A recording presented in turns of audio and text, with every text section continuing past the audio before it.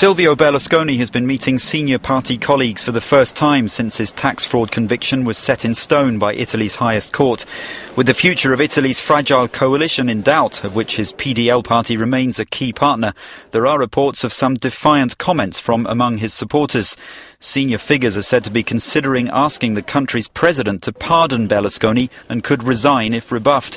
Party MPs are said to be ready to quit, calling for new elections and judicial reform. Earlier,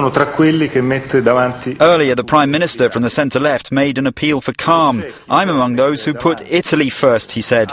As far as I'm concerned, if there are others who want to put different priorities first, I think it's important to have a clear understanding of the order of priorities. The country, Italy, comes first before all other interests. The court's ruling is not the end of the saga.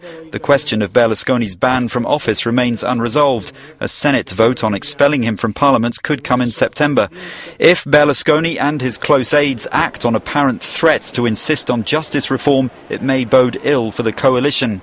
Equally, many on the centre-left are unhappy at staying in partnership with a convicted tax evader. For the moment, the threats are just words, but Italy can ill afford more uncertainty.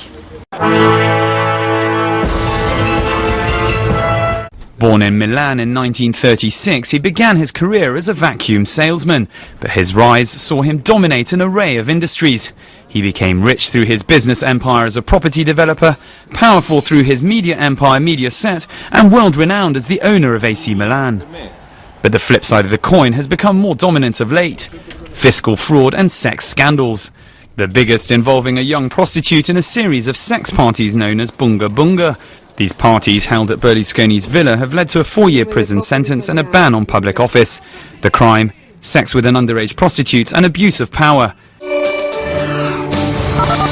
In exchange for the commitments I have made over almost 20 years in favor of my country and coming almost at the end of my public life, I receive as a reward accusations and a verdict that is founded on absolutely nothing, that takes away my personal freedom and my political rights. That is how Italy recognizes the sacrifices and commitments of its best citizens? Is this the Italy that we love?